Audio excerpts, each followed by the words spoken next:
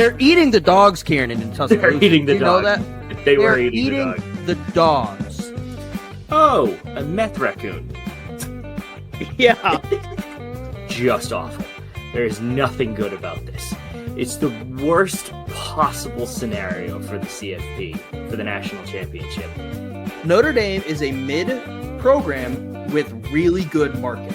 And the Michigan players are going to look at that, and anybody who's committing to Michigan in the next years and just go, I want to beat them even more. Like, I wanted to beat them when I first came to the school. Recruits are going to see this. And we're also sorry that you have to watch a Brian Kelly coach football team. We can only imagine how difficult that must be for you, knowing that you're not going to win a big game ever with him as your coach, and that you're rooting for a child murderer. This podcast has gone off to a really weird start, but I like it. I love it, though. I'm a big fan. We are back to another episode filled with shenanigans with some college football. As always, I'm here with Kieran. And Kieran, how are you doing, bud? Doing great, man. Doing great. How about you? I'm good. I thought about how we can take this podcast to the next level, to new heights, so to speak. First step, we have to add a third co-host. Oh? We need a third person. I'm not doing well enough. You heard it here first, ladies and gentlemen. Well, choices you have made have led to us needing a third co-host. Choices I have made have also led to us needing a new co-host. We need the third co-host to be a single person who is attractive and have them date the biggest pop star in the world. As my wife is sitting in our bedroom watching the Taylor Swift appearance on the New Heights podcast, I saw them posting the announcement that she was going to be on, got 24 million impressions on Twitter. Yeah. So if anyone out there is attractive and dating or talking to a celebrity with the intention of dating or at least hooking up with, slide in our DMs if you want to talk some college football. The dream third co-host is Timothy Chalamet, but he's famous enough on his own right. He doesn't need Kylie to bring in the views. There you go. We're almost there. And plus, he knows ball. He does know ball. That's really why Timothy Chalamet is kind of the goal. Mm-hmm. Do you think Timothy Chalamet bets on sports like a degenerate? I think he does. I think he's enough of a kind of, yeah, I'm super popular, but I'm also down to earth to just be like, yeah, we're just gonna put a lot of money on Maction tonight, baby. He is a guy that would go into the depths of analysis to look up, Kennesaw State to get them and bet the under. Like, he's that type of dude. How does Kennesaw State do versus the inside, the outside run? Okay, we're going to bet them to cover the spread. Yeah. This was going to be a segue into the John Mateer betting scandal going on, but I do want to bring something up real quick when it comes to gambling, and I just think it's funny. Unrelated to college football, I had an interview this week with a betting company, and the recruiter asked me, like, oh, have you used our app? Have you downloaded, looked at it? And I was like, yeah, I mean, not to sound like a degenerate gambler, but I do have a good bit of experience using your app. That's legendary. Well, I was debating telling the story. Back when before I lived with my wife, I lived with one of my friends, and we lived in Rhode Island where you only could use their sports book. And we both still had our home addresses in Massachusetts. So we would, on like certain nights, we'd just go over the border to place bets and then go home. And I was like, should I tell them that story, or will that really hammer home the point? Yeah, I'm a degenerate. Yeah. Did not tell the recruiter the story. I might tell the hiring manager. I'm not sure. No. I'm going back and forth on it. No, I mean, you've already said enough here. Like, if they are doing any sort of background check, they're going to find this podcast. They're going to hear this story, given that it's the most recent thing. And that's true. Also, it probably doesn't help that I have this podcast prominently displayed on my online portfolio. Yeah. Didn't think about that one, did you? No, I mean, I did. It's what I want to do. I don't care about manufacturing, which is what I currently do.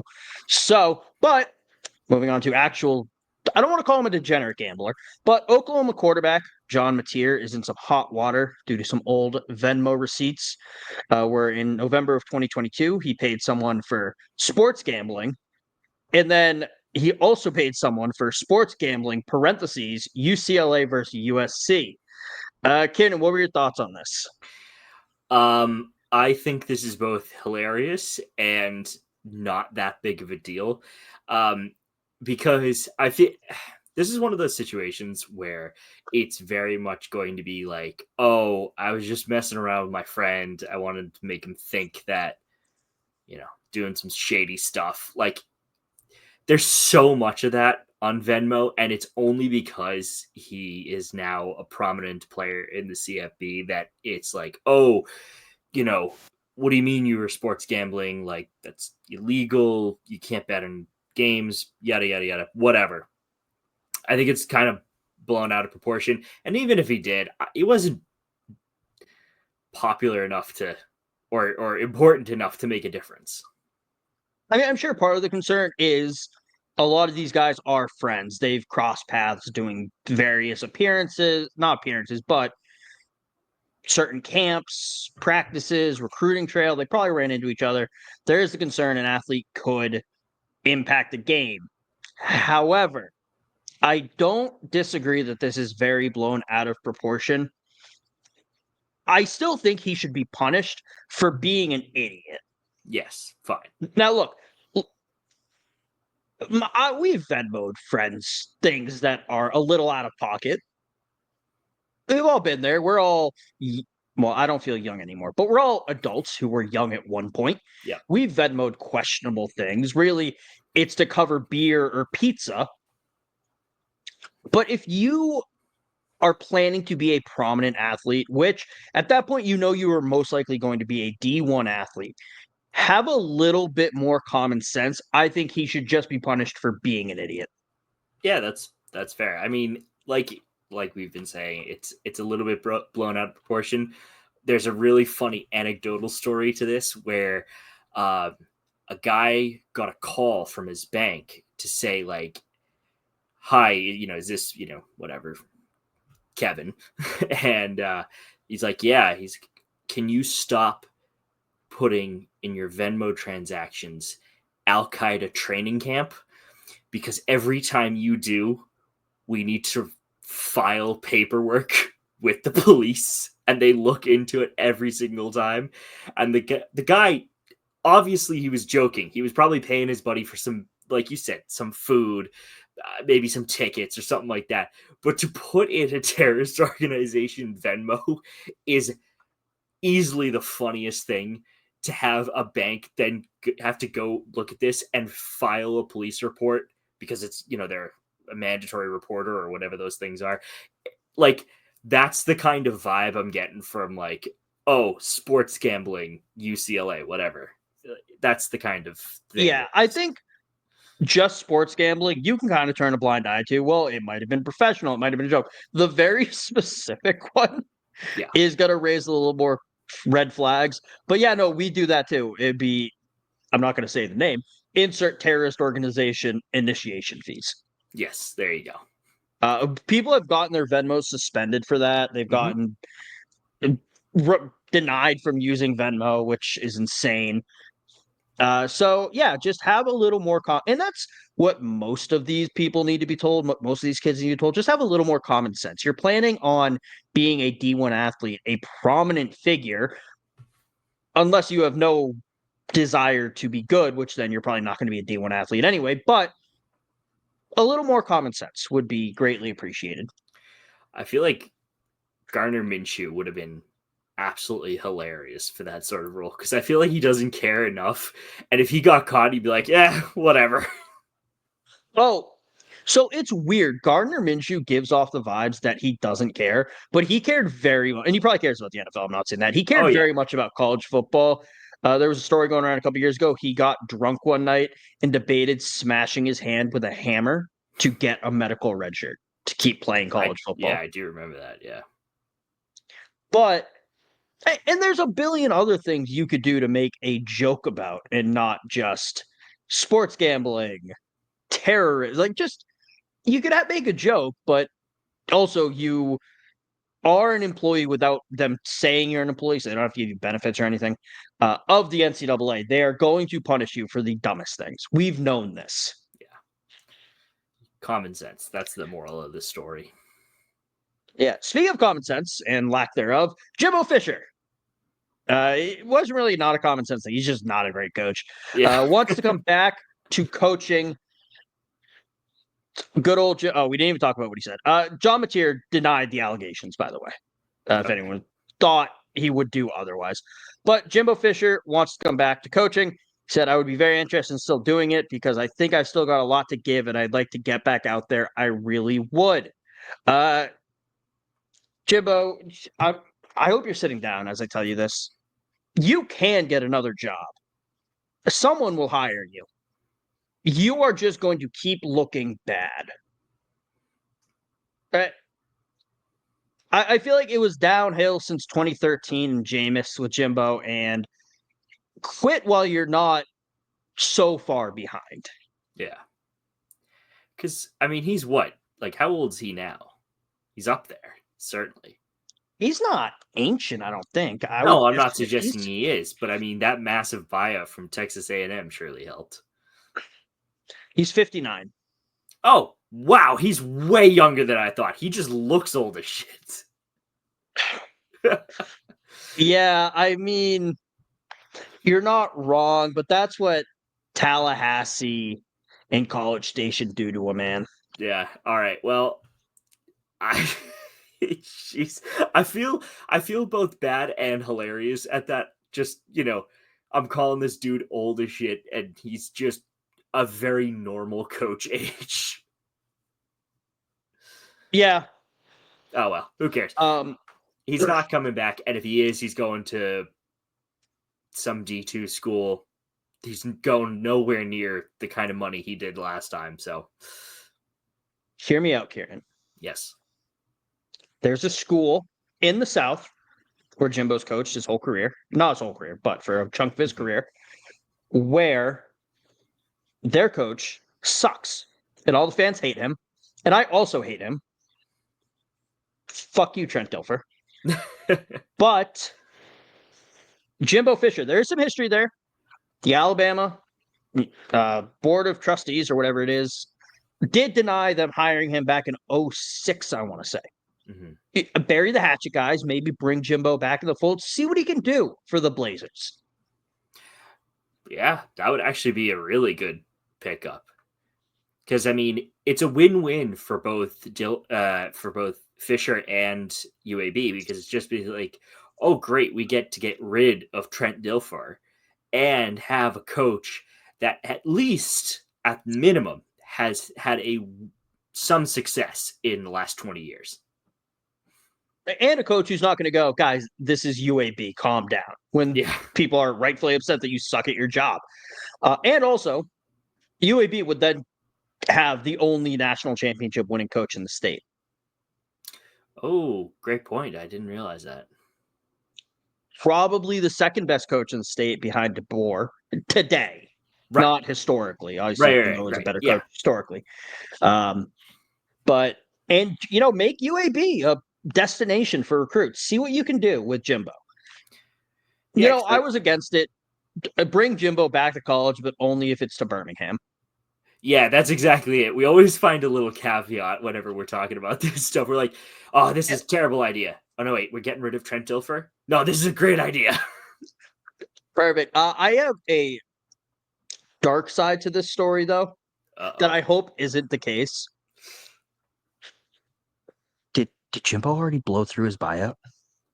No, surely not. Is that why he wants to come back to coaching? Surely not. Like I would. He hasn't even been gone that long. How do you go through what was it? $76 million. Yeah, I was gonna say $80 million, so I would have been fairly close. But how do you blow through $76 million in what? Like only a couple years? 2 years? Yeah, exactly. I don't even think. No, Oof, like a year and a half. That's wild. Yeah. I have nothing to back that up. I it's just why now, Jim? Yeah. Why do you suddenly want to come back? And That's I think we've cracked the code. yeah, seriously. I don't even know what I'd spend that money on. Like, I don't even know what to do Uh, with $1 million, let alone you don't know. 70s. Well, Kieran, first off, the $1 million, you buy a house, Well, and yeah, that knocks off like all of it. at least half, At least half? maybe. Yeah, way more than Yeah, half. that's why I said at least, maybe 60%, 70%, depending on how big of a house. Yeah. And this is not including taxes, by the way. That's true. Also, that's with $1 million. I'm not saying $76 million. Yeah, yeah, Also, Jimbo Fisher, his worst season at Texas A&M was 5-7. Okay, yeah. that is better than Trent Dilfer's best season at UAB. Yep, I knew that was coming. Get rid of Trent, bring in Jimbo.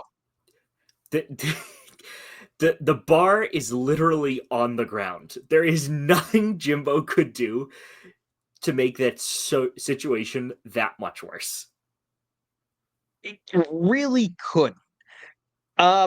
His worst season at Florida State, the season that got him that he left after, he went 5-6. So it kind of makes So sense. still better than Trent Dilfer's best season. Again, much better competition. Hmm. He was 45-25 as Texas A&M's head coach, Solid. It's very much a winning which record. for what they wanted and how much money they spent on that roster, okay, I kind of see why they just be disappointed. Trent Dilfer is 7-17. Jimbo won more than 7 games in 4 of his 6 seasons in College Station. Also, the fact he was there for that long is still crazy to me. Yeah. Yeah, it's wild I how poorly that went. It's not even that. I feel like he was there for like 2-3 years, but nope, double that, 6. Yeah.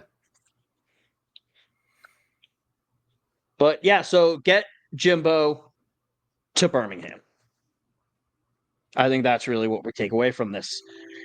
But will he make Birmingham a blue blood camp? That's the question on everyone's mind. Ooh, it's a good But question. nobody really knows what a blue blood is. So Andy Staples from On3 decided to try and crack that a little bit and came up with a list that I'm going to read, but we're going to share on our screen as well. His college football blue bloods. He has Alabama, Florida State, Georgia, LSU, Michigan, Oklahoma, Miami, Notre Dame, Tennessee, Ohio State, Texas, USC, and just missed the cut, Auburn, Clemson, Florida, Nebraska, and Penn State. Ken, what are your thoughts on his list?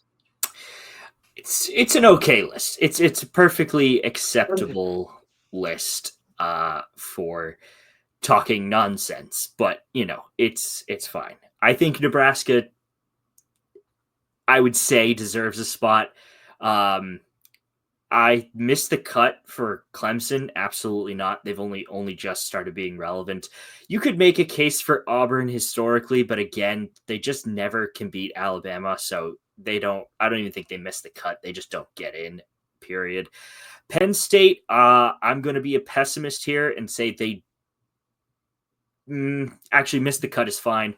And Florida is one of those schools that, like, it's a blue blood in the sense that if 50 years from now you're reminiscing about Tim Tebow's era, then yeah, sure, they're a blue blood. Yes, I think we pay a little bit too much attention to historic Yes. dominance. Mm-hmm. Like, this is a weird list. It's paying attention to a lot of what you done historically, but Mm-hmm. also putting a lot of weight on recent success. Mm-hmm. Like, LSU does not have the history to be considered a blue blood. No. Far from it. Before Nick Saban went there, they were not a very good program. Georgia, you could make a similar argument, but I think their dominance lately pushes them closer to it. Michigan and Ohio State, they just have the history and recent success. If Notre Dame's there, then Nebraska and Penn State should also be a blue blood based on this, just because Notre Dame has not been dominant since the 90s, much like Nebraska and Penn State. Yeah. I know Penn State's been better more recent than that, but I mean, in fairness to Notre Dame, they did make it to a national championship last year, and despite them losing, they were arguably the better side. That's fair. Oregon does not win national titles, and they're not on here. Yeah, but they're nowhere to be found, so let's not get ahead of ourselves. That's fine. I don't think Tennessee should be here. I don't think they're a historically great program. Texas, you're not back, and I think until you're back, I'm going to have you at miss the cut. Yep. USC, they've been so bad lately, I think they would lose blue blood status. Yes, I agree. And that's the biggest thing with all these lists is like they're pure click fodder. Like they're just there to garner attention and focus in on either historical matchups or recency bias, and all these things kind of come into play when you're doing these blue blood lists, because arguably what happens, like I said, what happens in 50 years time is not going to be the same as, as what happened back in 1925, right? There are completely different metrics on who is good and who isn't. Because we look back on, like, we could say that Nebraska, right? Almost no notable success in the past, 15, 20 years-ish. But historically, I would argue that they are a blue blood program because they were really good in the past. And even though they weren't necessarily winning titles, they were consistent at the most basic level. But that will change and has changed. And when you get 50 years down the line from now, you're going to look at Nebraska.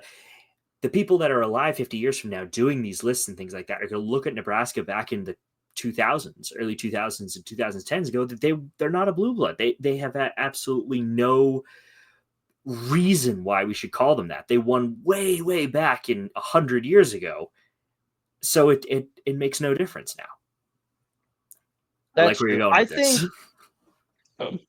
Blue bloods are, I updated our spreadsheet for times. Blue bloods are to some people, it's a very personal thing. It's very much vibes based. Yes, and it is. We're big proponents of vibes on this podcast. We've argued for the College Hall of Fame to be more vibes based. Get rid of the hard numbers and go, are they a Hall of Famer? Yes or no, based on just the vibes they give. So that's part of it. But I think we need some hard numbers for what makes a blue blood. Mm-hmm. So, Kieran, we're gonna come up with that criteria right now. Let's do it. Off the top of my head, I think you have to be top 15 or 20 in wins. What do you think? Make it 20. 20? Let's expand this out just ever so slightly so that we can include some notable exceptions if we find them. Okay. All right. And I'm just curious. That's going to knock out Miami from that list. That will also knock out, I think, Florida State. It knocks off a lot. We'll have the actual list of blue bloods later on. But, all right, Kieran, natties. How many natties do you need to be considered a blue blood? So I would say this. You would have to have won 2 national championships within the last 50 years.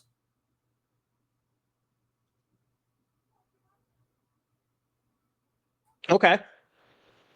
That's actually more lenient than I was going to say. Okay, what were you? Well, let's hear yours. 5 total, at least 1 in the last 15. Oh, all right. So that's. But I'm trying to like get as many as we can in. Blue bloods are a very, very subjective, and not just subjective. Blue bloods are the elite. They're not going to let you into first class because you want to be there. You need to earn it. You need to pay for it. You need to have done something to achieve that. So I think capping it to 50 years works. I think we should increase that number, double it to 4. 4 in the Okay, last 50. fine. 4 in the last 50. That's fine. That puts you at a little bit less than once a decade. Mm-hmm. That's fair. At least one Heisman Trophy winner in your team's history. Yes. Yep, I agree with that. Individual success is important. And then I'd say the last two would just have to be, your win percentage is above 700 and your bowl win percentage is above 500. Well, does that not discount the first one with the top 20 in wins? The 700 plus, or the above 700 win percentage? No, there are 9 programs that have above a 700 win percentage. Not all of them are top 20. Not all of them are even top 50. And not all of them are D1. Okay. So, for example, if you look at, all right, sorry, Keenan, Penn State, they are 7th in wins in program history. They have a 691 win percentage. Oh, it's like Mike Leach all over again. Yeah. But we can change that number. We can go 650. 650? Yeah. All right, let me see if that's even necessary. Let's just look at the top 20. Well, I also don't think has Penn State won 4 natties in the last 50 years? It depends on if you count claimed or unclaimed, because if you count claimed, no, they've only won 2. But yeah, so that's my point. They're out either way. I think 650 I will be okay with. Okay. It's really just to keep the riffraff out. It's keeping out the new money. Yeah. We want old money over here. Bowl win percentage. That's where it gets a little dicey.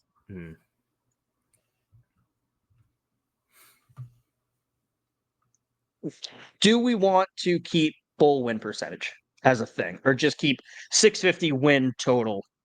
Win percentage total. 650 win total, because especially going forward, you're going to see, because the college football playoff has essentially made the bowl games entirely worthless, people will be dropping out of the bowl games, which I 100% understand. So I think the 650 win total will incorporate the wins that are more meaningful, while the players who are really good are still there.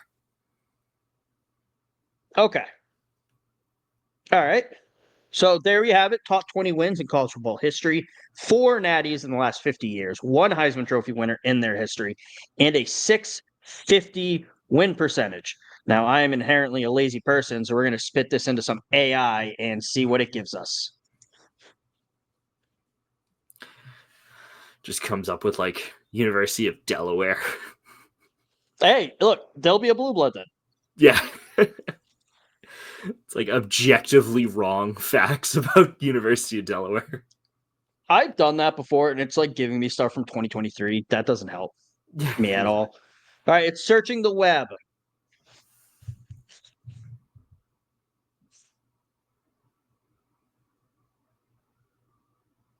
So, all right, Kieran, are you ready? No, I'm so not ready, but let's do all right. Top 20 and all-time wins. That's Michigan, Ohio State, Alabama, Notre Dame, Texas, Oklahoma, Penn State, Nebraska, Georgia, USC, LSU, and Florida. Okay. At least 4 national titles in the last 50 years. Alabama. Okay. That's it. Damn, really? It's just telling me Alabama. I didn't even mean to do that. So basically, here's how it goes. The titles. So here's the summary it gives me. Alabama, Ohio State, Georgia, LSU, Nebraska, Texas. They're all top 20 in wins. Alabama's the only one with 4 titles. They all have at least one Heisman Trophy winner. All of them except LSU have a win percentage above 650. And yeah, so that's it. Wow, that's wild. I did not So expect that. So Alabama is the only blue blood then. Alabama's the only blue blood, guys. I mean, All historically, based on the criteria, yeah, there you go. That's why I was leaning with 2. Yeah. It's just Alabama twice. Alabama and then Alabama again. 4 in history, 2 in the last 50. Okay, see if that changes anything. It must do.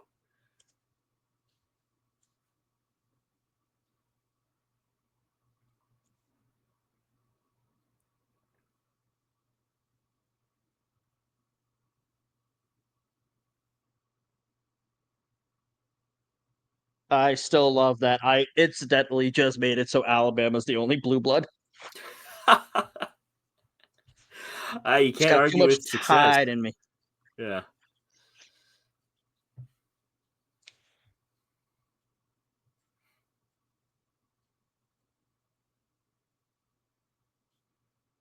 All right. Okay, I don't agree. I don't think this is right. It's it's not. It's telling me LSU, Georgia, and Alabama. Yeah, LSU won in 2003, 2007, 2019. So that's 3 Yes. there. I think And they what won was in like 57. but isn't that outside the 50 years? Yeah, it's true. Yeah, it's 75 is 50 years. So Oklahoma would have been the Oh, first well, one in that it's list. 4 total and 2 in the last 50 years. Oh, Is what we sorry. changed Yes, it yes, to. sorry. I forgot we changed it. Yeah. I don't care about random fandom wikis. I just want their Wikipedia because I'm lazy to do. 58 is when LSU won their first one. All right. So we're gonna have to retool this, I think, and not use Chat GPT. We're gonna have to actually do some legwork on our own. Yeah, It's but a good project for going forward. I do think that's a good list, Yes. a good set of criteria. So, all right. So we'll have our Blue Bloods next week, I think. Mm-hmm. Uh, someone who is trying to make a new blood is David Booth. And I don't even know this. He's an American businessman. He was born in Kansas, went to the University of Kansas, and he just does stuff. Oh, he helped create the world's first index fund in the 1970s. So, David Booth, you suck. You are a reason for everything going wrong today. But anyway, he gave Kansas $300 million as a gift. So, Kiernan, are we about to see the craziest transfer class ever to Kansas? Very possible. Very possible. I mean, if you can just splash cash around like that, I guess I don't see why not. Unless he's just a basketball fan. That's true. That's true. It's He well, could be. even It's still, the the NIL money or whatever will go to these athletes. It'll be basketball or football, whichever. They also do say a rising tide lifts all boats. Generally, that's complete and utter horse shit. But in college, it's actually kind of true. Gonzaga, when they started making the Elite Eights in college basketball, their enrollment skyrocketed. They got more money. Boston College in the 80s with Doug Flutie, same thing happened. Mm-hmm. So if the basketball team gets even better and wins another national title, that will elevate the school a little bit more. More people will come, more money will come in, more money to spend on the black hole that is Kansas Jayhawk football. It's going to be But interesting. or he weirdly loves Kansas football and no one is safe. Yeah. And that's the thing about, these gifts, these $1 million gifts from like massive beneficiaries. It's one of those things like it's just a tax write-off for that guy. So he's just like, oh great. I paid $300 million as a donation to a public school. Therefore, I don't have to pay $300 million in taxes. And all of that money will then go to the athletics program, which is great for this podcast, but not great for the actual students who go there and attend. Well, if you do well in sports, and Karen, I know Penn State, you're not going to understand. You're not going to know this. When you do really well in sports, the We school gets have a lot of national money. titles in other sports other than college football. Are any of them the money makers? No. Because Alabama has them in other sports. Basket weaving. Adaptive athletics are really good at. Okay. However, that's not bringing in the money, unfortunately. So when I was there, they were updating everything on campus because they just had all this money. They're like, we don't know what to do with this. We might as well just put it towards the rest of our student body and let them reap the benefits of Nick Saban. It's amazing how that works. Yeah, it's great. It was awesome. Of course, the dorm that I was in was one they were going to tear down like the following year. Yeah. It was like next on the list, and I said I got put in that shithole. Yeah. Classic. Yeah, my dorm got torn down as well. Yeah. Just this year. It was unfortunate. Yeah. It was like one of 2 or 3 dorms left on campus that also had traditional housing Okay. instead of suite style. Is that So, better or worse? Suite style is better. Okay. You got your own room in suites. Oh, okay. Well, like a common area. But my roommate was on the football team, so he moved out in like November to live in the student dorms, or the athlete dorms. So I had a room all to myself. Thank God. But Kieran, season's coming up. The AP poll is back. Yes. Here we go. The segment or the section that inevitably took up half the show, we're trying to streamline it this year. We're trying to find best way to do it. Last week with the coach poll, we did 25 to 13 and then did top 12 for the playoffs. Maybe we'll do 6 a couple of times, or not 6, 5. 5 of 5, which is what we've been doing. I'm stupid. I don't know, Cannon. We're going to roll through 25 to 13, see how that does. Let's do it. 25, you have Boise State. 24, you have Tennessee. 23, you have Texas Tech with their $800 million roster, something absurd like that. Number 22, Iowa State. Number 21, Ole Miss. Number 20, Indiana. 19, Texas A&M. 18, Oklahoma. 17, Kansas State. 16, SMU. Number 15, Florida. Number 14, Michigan. And number 13, the Cox of South Carolina. Kieran, anything shocking here? Anyone ranked too high, too low? I don't particularly think so. We always say this with preseason polls. Ultimately, they're meaningless until the first game's played.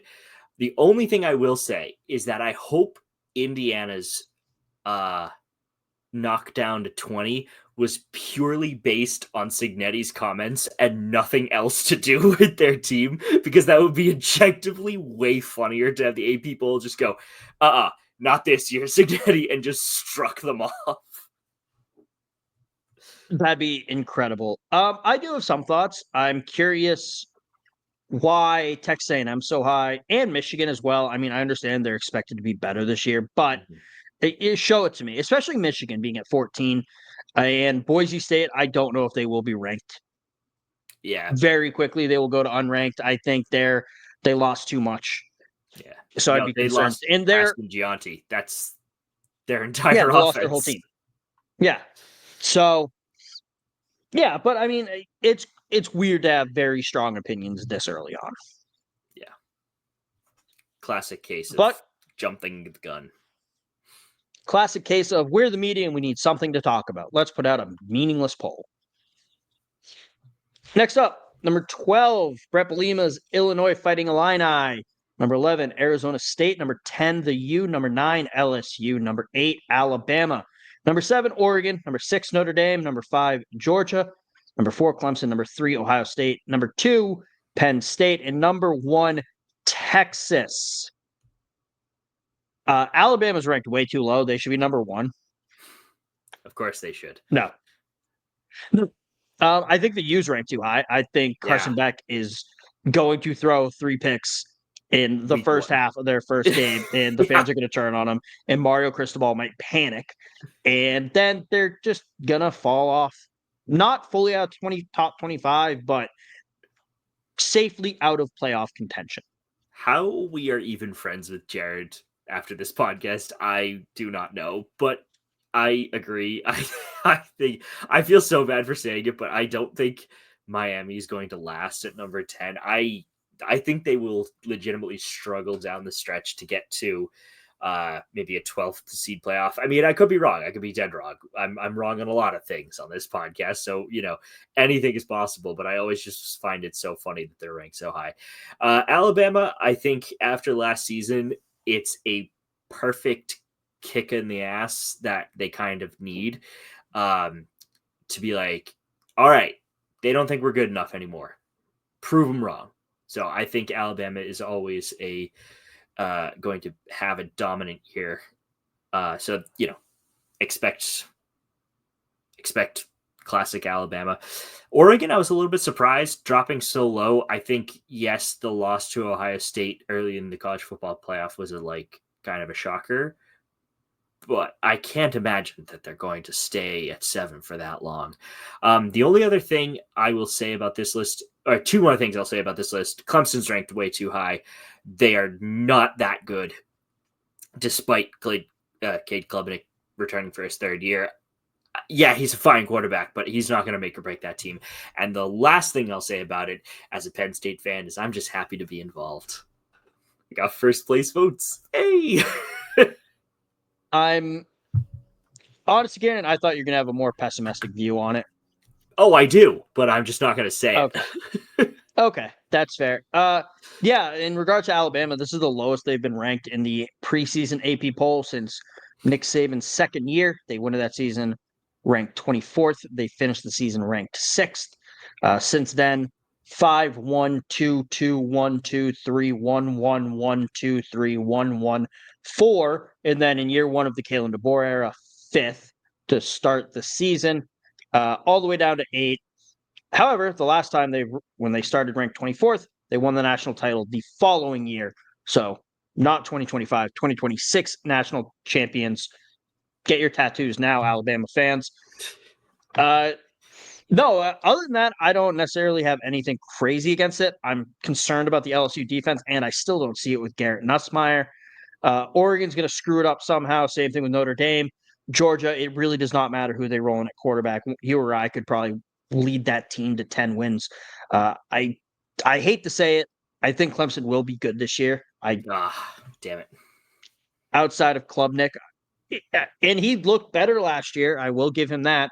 They have enough returning starters who were good. It's not one of those things, they're returning all their starters after going 0-12 last season. No, they were good last year. They're returning guys who are also good. So far, really spot on with the preseason AP poll. And like I said, I try not to get too worked up about this. It's a meaningless poll for people in the media like us to talk about. We really shouldn't bash our own guys. I do and I will. But also, before we get into our independence and every group of 6 school, I do want to take a minute to talk about the importance of small podcast networks like the Belly Up Sports Podcast Network. For those who do not see, the NFL bought ESPN last week. You are never going to see a truthful story about the NFL on ESPN ever again. Kieran did send me something this week on Instagram about that. Someone from, I'm trying to pull up exactly what station it was to give them the correct credit. It was The Land, so I'm assuming it was Cleveland. But it was 97.1, The Ticket, was talking about it. And yeah, so that's the importance of small podcast networks. If you don't like our show, why are you listening to the 45th minute of it? But Go check out some other shows. Go check out the Corner Booth. Go check out Insert Name FC if you like soccer. High Low Sports, another really good one. No Credentials Required. Third and 10 podcast. There's a lot of great shows in this network or other small podcast networks. Those are so important because we don't have corporate sponsors, correct? Right. If you want one, I will sell out my beliefs for a corporate sponsorship, but only for your product. I am not going to not report on things I find interesting. I'm not going to bring up topics. I'm not going to tell Kieran to bring up topics, but go find some small podcasts to listen to. They're great. The people behind it are putting a lot of work into it, like we are, and like every other show I know is on the Belly of Sports Podcast Network. So go check them out as well. But Kieran, we're wrapping up our season previews. To start off, I think just the independents, UConn and Notre Dame. How is UConn going to do this year, Kieran? I think they're going to be as good as they were last year. Some surprising wins, maybe a couple of upsets, but they're still UConn, so we can't expect too much from them. Yeah, I think they're going to be fine. I think they'll. It's very weird just to say kind of dismissively, but they'll make a bowl game. Yeah, they'll go. They'll go 500. Yeah. Yeah, they'll be fine. Notre Dame, I think they're going to make the playoffs again. Yeah, and I think they might go far, but I think just the talent level between them and that next tier or two of college football is just too big. Yeah, I mean, Marcus Freeman's doing a great job down there at Notre Dame. I think it's one of those situations where I think a lot of people, namely not us, would love to see them succeed and, building off of the momentum of last year, hopefully get into the playoffs at the very least and maybe have a run at it again. And I don't think that they've lost that much talent. I mean, don't get me wrong, they lost guys in the draft, but I think there is momentum behind the University of Notre Dame where we used to just always make fun of them for being ranked way too high in the preseason and then them just falling off the face of the earth later on. But I think they're a legitimate contender for a playoff push and to make some upsets, certainly. That's true. I hope Notre Dame has a down year. Not terrible, but a down year, panics and fires Marcus Freeman because he's likable. Yeah, And then I would want them to turn around and hire someone who's easier to hate. Bring back Brian Kelly, maybe. Yeah, definitely. That's really just going to be my first choice with that. Trent Dilfer. He's going to be out of a job. Someone you can hate. And that's what I want. Hugh Freeze, if he wants to go up to South Bend. But that's just kind of where I'm at with this. I like Marcus Freeman a little too much. But, Kieran, now on to the group of 6. Yes. And we're going through every team in the group of 6. That is, of course, the American, Conference USA, the MAC, Mountain West, and the SunBelt. And I don't see the Pac-12 on here. Although the Pac-12 is not back yet. I think that's next year they're going to be back. But without further ado, as I open up the rest of these, because I don't know the wrong thing before. Oh, there's the Pac-12. Jeez. This is a great podcasting, Kieran. It is. Since I unfortunately cannot rattle off every group of 6 school, and I will forget someone, and I don't want to be mean to anyone in the group of 6. But first up, you have the American. Find that tab. The American. You have, and we're just going to say vibes, good or bad. I'm not going to give in-depth analysis here. Yeah, it's too much. The American. Army Black Knights, Kieran, and vibes, good or bad this upcoming season? Good. No reason to doubt it. All right. I agree. Good vibes for the Knights. Charlotte 49ers, good vibes or bad vibes? Kind of mid vibes. I don't really know where to go with them. It's one of those things that they could either be good in quote unquote in the American Conference, but also who knows, inconsistent. I'm going to go bad vibes for the 49ers. I feel like they haven't been good in a while. East Carolina Pirates. I'm going to go good vibes. Good vibes. They're Pirates. They're cool. Pirates are fun. Exactly. FAU out of Boca Raton. Good vibes. I'm gonna go. Good vibes. What? I'm gonna say good vibes. I'm gonna go good vibes. Yeah, good vibes. Yeah. I think Boca Raton seems like a good vibes town. Mm-hmm. Yeah, they got old people or whatever Joey Freshwater was there for. Memphis Tigers, horrendous vibes. They In the got dirt. hucked so hard by the American, getting rejected by the Big 12, and then having to post, "We are American" or something. Horrendous vibes in Memphis. That's so true. That's so true. Yes. Horrendous vibes. Nothing is going to go right. No, really not. Navy midshipmen, good vibes because we support the troops. Yes. I was going to say bad vibes because they're going to lose to Army again, but sure. But sure. Yeah. That's fair. It's fine. We are a pro-Army podcast. Navy supporting the troops, but unless they're playing Army. No, hang on a second. You are a pro-Army team. I am a pro-Navy team. That's what keeps the animosity between us. I know Army's going to win. I want Navy to win. It's much like Penn State getting to the CFB. I want them to win. I know they're not going to. That's fair.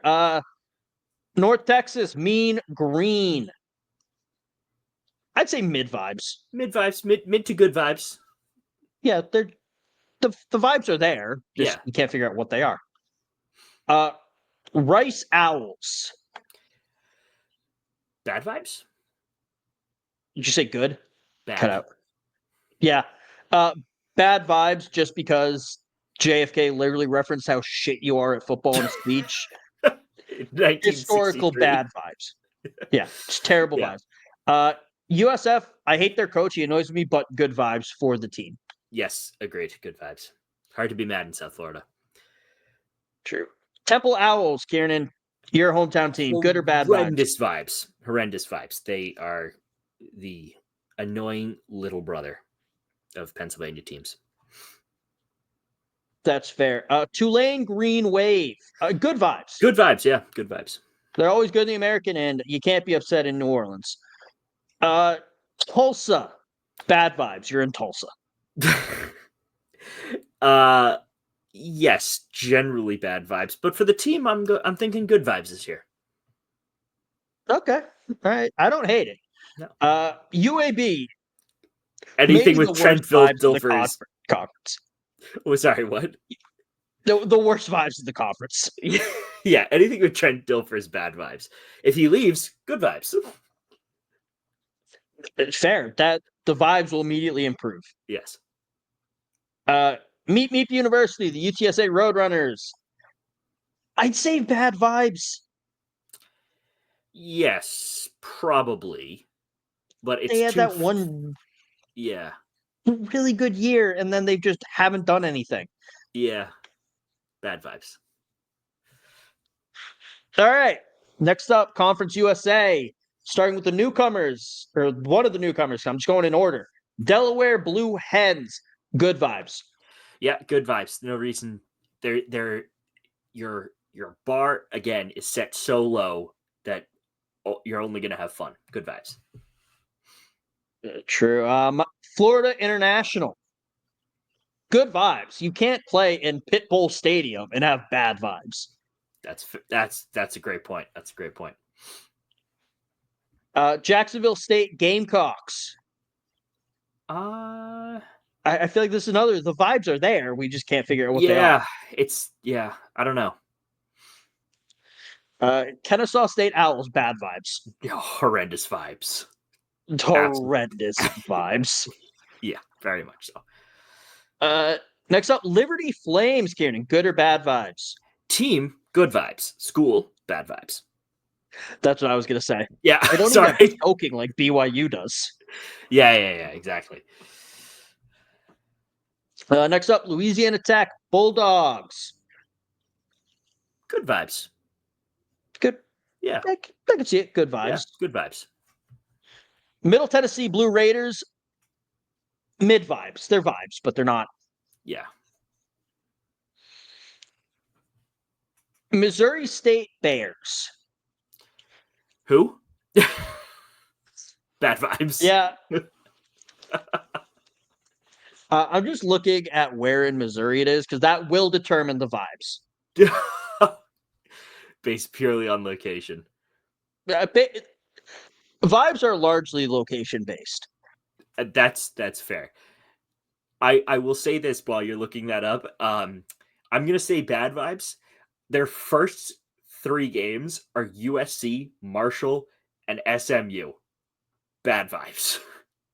Bad vibes, yeah.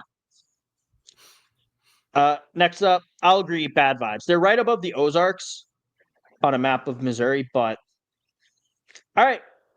New Mexico State. Bad vibes. They're not playing Auburn. Okay, we'll go with that one. Bad vibes. Sam Houston. Good vibes. Yeah, good vibes. I enjoy watching them when I can see them play. Good vibes. Also, are like 6 of these teams in this conference coming up from FCS in the last like 6 years? Yes. Delaware, Jacksonville State, Kennesaw State, Liberty, Missouri State, and Sam Houston. Yep. I think those all have come up to the FBS level in the last since 2019. Yeah. That's crazy. UTEP, bad vibes. Historically or just generally? The vibes. Okay. Bad vibes it is. Western Kentucky Hilltoppers. Good vibes. Good vibes. Big Red. I would take a bullet for that mascot, for that blob. Next up, the MAC. Honestly, I'm ready to give this whole conference a good vibes because the vibes in the MAC are immaculate. Yeah, they are too much fun, in fairness. So we're gonna give them all good vibes. I mean, whole conference, good vibes. Whole conference, good vibes. Teams individually, very hit or miss, but it's just too much fun during the week. So good vibes. All right, moving on to the Mountain West. Air Force. Good vibes. Support the troops. Support the troops. I want to say good vibes. It's hard to be sad in Colorado Springs, too. Yeah. It's a good time. Boise State. Bad vibes. Really bad vibes. Yep. The blue field makes it not horrendous vibes, but they did lose their entire offense when Action GMT went to Las Vegas. Yeah, 100%. 100%. Colorado State. Good vibes because they are going to beat up on Colorado this year whenever they play them. They don't. Crap. Good vibes because they beat them last year, right? I think, or got close at the very least. Maybe I.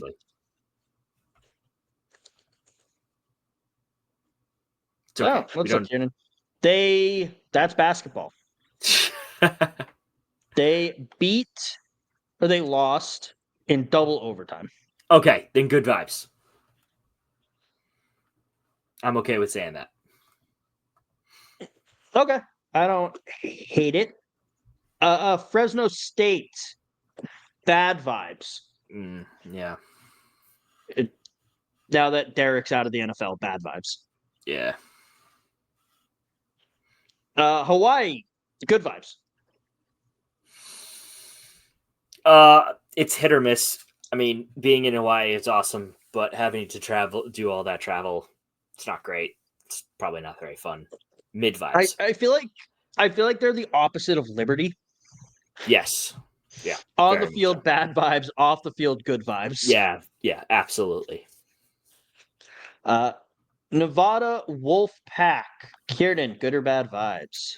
I'm gonna go with good vibes. I think they had an okay year last year. I think it's good enough. Good enough for Nevada fans, at least.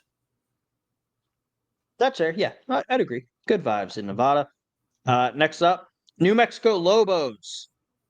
Bad vibes. They're just not good. Mm. Any other thoughts, Kieran? Nope. You kind of it's hard to disagree with that. Okay. San Diego State Aztecs. Good vibes. Solid. Did you just say vibes or good vibes? Good vibes. Okay. Yeah. I agree. San Jose Spartans, weirdly just vibes. Yeah, it's not quite as good as San Diego, so they kind of get knocked down a peg to just vibes. Yeah. Although Nick Nash did get robbed of the Blitnikoff last year, so it might be bad vibes in San Jose now that I think about it. Fair enough. We'll keep it vibes for now. Okay. Your UNLV Rebels, Kieran. Horrendous vibes. You're not going to have the season you Horrendous. had. Horrendous vibes. You're not going to have the same season you had last year. I want you to do well, but oh man, is it going to be tough to replicate that season? I want to say good vibes, but I mean, you gotta show out week 1. I think I'm gonna go with good vibes. All right, let's do it. You saw Malik Williams. Dan Mullen is a good quarterback coach. True. So good vibes at UNLV. Utah State Aggies. Bad vibes. Bad vibes. Okay, I was gonna go with good vibes. Is there a reason that I should think bad vibes? Unless they've accepted that they are never going to draw much attention in that state with the Utes and the Cougars. I think they've already accepted that, in fairness. Okay, then good vibes. Good vibes, yeah. Wyoming Cowboys. Bad vibes. Bad vibes, yeah. They're in Wyoming and their uniforms look like shit. And just to be clear, I'm not commenting saying it's a bad design. They're brown, so they look literally like shit. Yes. Next up, the Pac-2 for one more year, one more ride where they are playing each other twice. Oregon State, Kieran. Let's just go good vibes. Sure, why not? Immaculate vibes. Yeah. And Washington State. Also immaculate vibes. Immaculate vibes. I feel like for those two right now, they're feeling like Britain in World War II. Yeah. Who was like, if we can just hold out, America will get involved and we can then go on the offensive. And by God, they held out. I salute you, Pac-2.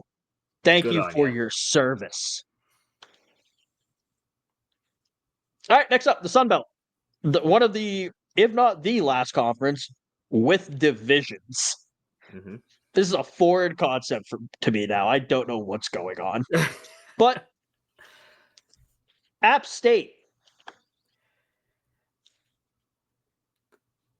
Generally good vibes, I would say. I'm going to go good vibes. Boone's beautiful. A lot of people like it. And they're always just a competent program. Yes, that's a perfect way of explaining it, yeah. Coastal Carolina. Good vibes. Field's always an advantage, and you had a great, solid year last year. Good vibes. And it's hard to be upset in Myrtle Beach, except when it's on fire. Yep. Next up, Georgia Southern. Bad vibes, yeah. Bad vibes. Bad vibes. Georgia State Panthers. Great vibes. Yeah. Great if vibe. Diego Pavia is to be believed, they beat the 2025 college football national champions last year. There you go. So immaculate vibes for Georgia Southern. Yes. James Madison. Good vibes. Bad vibes. Oh, okay. You cannot wake up every morning to it smelling like a petting zoo and have good vibes. All right. Fair enough. That's also an experience I had like 10 years ago. More than 10 years ago now. 11 years ago. But I stand by it. Marshall Thundering Herd. Good vibes. Generally, I'd say good vibes. Yeah, generally competent program. No reason to doubt it this year. Fair. Old Dominion Monarchs. I've seen the campus. Bad vibes. Okay. All right. Bad Fair vibes. On to the SunBelt West, Arkansas State Red Wolves. Good vibes. Going back and forth. Mm. I'm trying to see if they fired their coach yet. Nope, they did not. Butch Jones. Bad vibes. All right. Bad vibes in Jonesboro. Louisiana Raging Cajuns. Good vibes. Yeah. It's very top heavy, it looks like, in the Sun Belt, but only in the East. The rest is just not good. South Alabama Jaguars. Vibes. Just pure vibes. Just vibes. Yeah. I think that's going to be a lot of these now. Yeah, Southern exactly. Miss Golden Eagles. Bad vibes until Brett Favre is in the ground. He is your poster boy, and he stole money from the poorest people of this country. So bad vibes on Southern Miss until Brett Favre is no longer with us. Texas State Bobcats. Good vibes. Yeah, good vibes. Why not? I think, I just feel like, it's a vibe in Texas State. Their coach, GJ Kinney, 16-10 in his tenure, third season. Good vibes in Texas State. I think they have some hope for this year. Didn't they also come up from FCS? They did. Yes, okay. But I think they did, and James Madison did very recently. Yeah. Next up, Troy Trojans.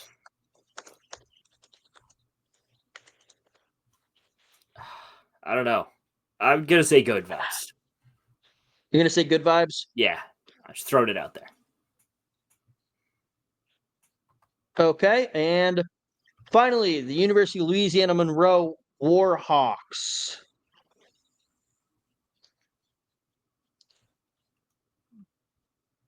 Vibes.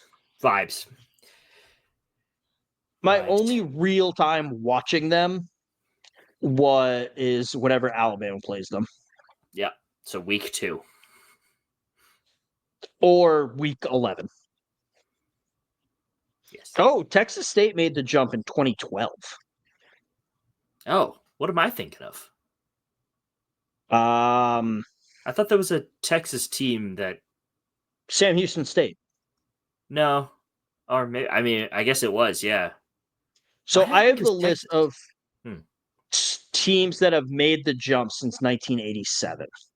Okay. And I think I was right about the 6. You have Kennesaw State, Sam Houston, Jacksonville State, James Madison in Kennesaw State was 24, Sam Houston and Jacksonville 23, James Madison 22, Liberty in 2018, Coastal in 2017, Charlotte in 2015, Georgia Southern in 14 with App State. 13 was Old Dominion and Georgia State.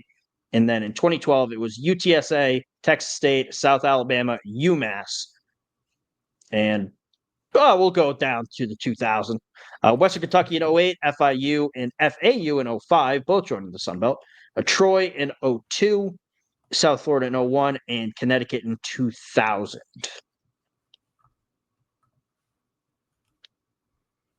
So, love that for these schools making that jump. But, Kieran, I think that's our episode, unless you want to go over anything else. No, I think we're good. What do we got? 10 days, I believe, until the first. I think so. I still got to figure out what we're doing next week. If we're having a bunch of people on, if we're going to take a week off right before just to get our bearings. Who knows? We might be here, we might not. But unlike my mother, we will be coming back. Oof. So, everyone have a good, safe, fun rest of your week. Make good decisions. And yeah, bye. See ya.